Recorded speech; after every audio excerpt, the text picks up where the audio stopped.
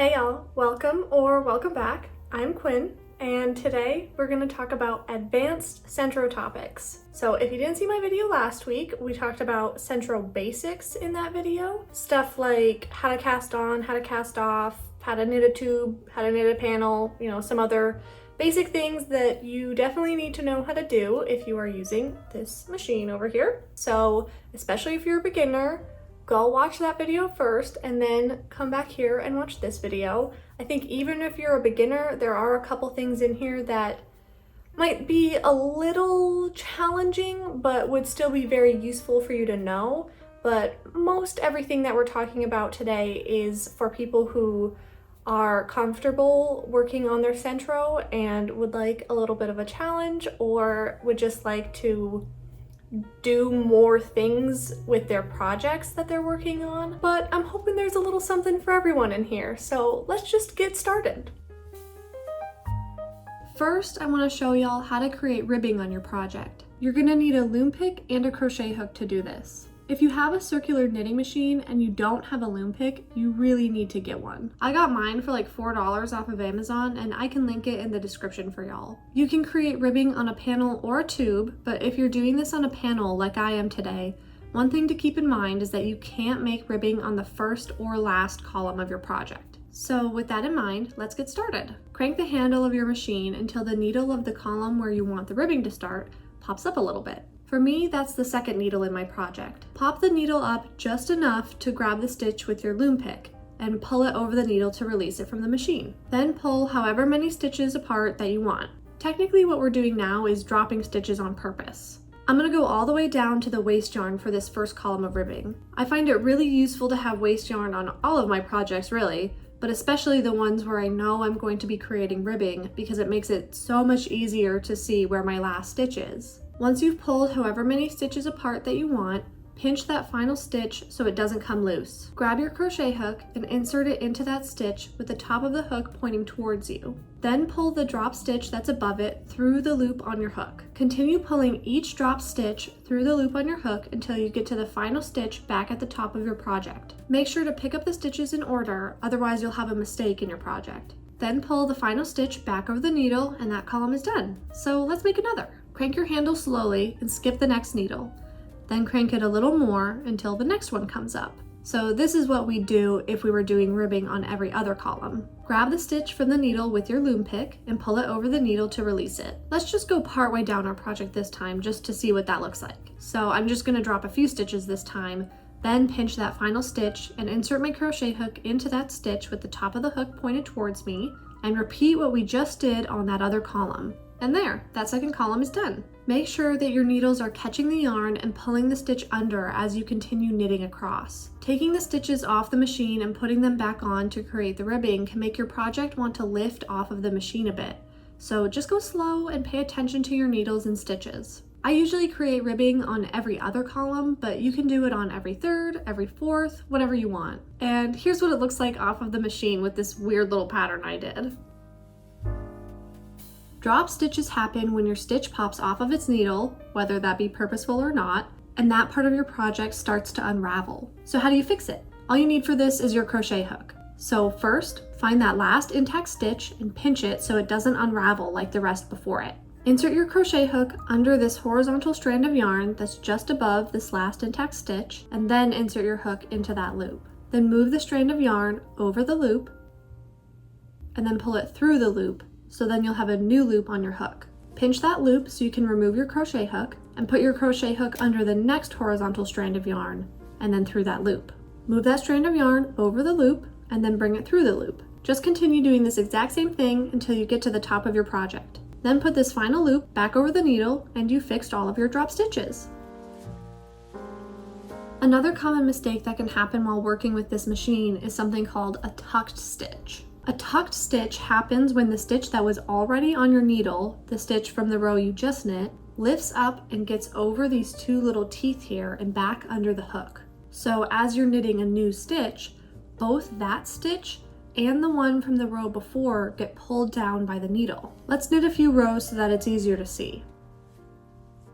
So that's a tuck stitch, and I'm just gonna leave this one so that when we take our project off the machine, we can see what that looks like from the front. I'm gonna purposefully tuck another stitch now so that I can show y'all how to fix it. Okay, here's my new tuck stitch, and to fix it, we're gonna find which column this tuck stitch belongs to. So just take your loom pick up the stitch and pull it over the needle to release it from the machine. Pull each stitch apart until we get to our tuck stitch. Pull that apart and pinch that loop here so it doesn't come undone. Then we're gonna do exactly the same thing that we did when fixing our drop stitches. We'll take our crochet hook and insert it under this horizontal strand of yarn and then insert it into that loop. Then move the strand of yarn over the loop and then pull it through the loop. And continue doing that same thing until you get to the top of your project. Then put this final loop back over the needle and you're done. And here's what that tuck stitch looks like from the front. It's not the most noticeable thing in the world, but it does leave these diagonal strands of yarn in between the stitches, so I think it's worth the extra minute that it takes to fix the tuck stitch. Now I want to show y'all how to recast your project onto your machine. So let's say you knit something and thought you had enough rows, but turns out it needs to be longer. Instead of unraveling your work and starting over, you can put your project back on your machine and just keep knitting. You can do this with a panel or a tube, but I'm just going to show you how to do it with a panel today. However, the same concept applies to tubes. I think it is essential to have your stitches secured in some way. Don't have them live because they're just gonna drop and it'll be way more difficult. I have my stitches secured with just a different strand of yarn, but it doesn't really matter how they're secured. When you recast your project back onto the machine, you wanna make sure that the purl stitches are facing up. We wanna start on the end of the project that doesn't have this tail of yarn. We wanna start on this other side. If your project doesn't have a yarn tail that is still attached to a ball of yarn, then this doesn't really matter, but mine does, so it will just make life easier to start on the other side. My project is 10 stitches wide and my machine is in the panel setting, so the first 2 pins won't be able to knit. That means that I want to start on the 12th pin of my machine, and I'm going to take my loom pick and grab that first stitch on this edge. Then I'll pull it over this needle and make sure it's under the hook. Then I'm going to grab the next stitch and put it on the next needle. Next stitch, next needle. And you want to make sure that the stitches are getting caught and pulled down by the needles as you go. Make sure you don't skip a stitch because once you remove whatever it is you're using to secure your stitches, if one of your stitches isn't on the machine, it won't be secured. So that column will drop and it won't be able to get knit up back into your project because there's nowhere for it to go. This is why I like to be purposeful with which needle I start on, so I know for sure that I've secured all of my stitches back on the machine. I started on the 12th pin, so that means I should finish on the 3rd. And there we go, I finished on the 3rd pin, so I'm good to go. I'll just put my yarn back through the yarn intention guides, pull this strand of yarn out of my project because I no longer need it, and continue knitting. And you can't even tell that I ever took this off the machine. It looks seamless. Next, I wanted to show y'all how to recast your project on the machine in the quote-unquote wrong way. So technically this is wrong, but what we're gonna get in our finished product is really cool. So you remember that I said you wanna make sure the purl side is facing up when you recast your project onto the machine? Well, this time we're gonna have the knit side up. This will result in both the knit and purl stitches being visible on either side of your project. Okay, so with the knit side facing up, start on the side of your project that doesn't have a yarn tail. Again, if your project isn't connected to a ball of yarn, then this doesn't matter, but mine is, so I'm gonna start on the opposite side of that. This time I'll start on the 3rd pin, which in the panel setting is the first functioning pin, since the first 2 pins can't knit in the panel setting. With a loom pick, grab the first stitch on this side and put it over the needle. Grab the next stitch and put it over the next needle. And just as before, make sure that the stitches are getting caught and pulled down by the needles as you go, and make sure you don't skip any stitches. Since my project has 10 stitches and I started on the 3rd pin, that means I should end on the 12th, which I did. I'll put my yarn back through the yarn intention guides, pull this strand of yarn out of my project, and continue knitting. Your project will look tight on the machine and look like it's kind of popping up a bit. Don't worry, this is totally normal and it'll calm down after we knit a few rows. Knit however many rows you want, cast off, and you'll have this cool little panel that has both stitches on either side of your project. The final technique I wanted to talk about in today's video is how to knit an icord. You'll really only be able to use worsted, Aran, and bulky weight yarn for this though, since sport and DK weight yarn are just a little too thin to make the stitches look even, and the icord ends up looking sort of see-through. It just doesn't look as good, so I'd stick to worsted, Aran, and bulky yarn. First, make sure your machine is in the tube setting. You can use any 3 consecutive needles that you want, but I'm just going to use the first 3. Cast on 3 stitches, and don't put your yarn through the yarn and tension guides. We'll just be guiding the yarn with our hand the whole time. Crank the handle of your machine until you come back to the first needle again, making sure that your yarn doesn't get caught in any passing needles along the way. Then bring your yarn around this first needle and knit those 3 stitches.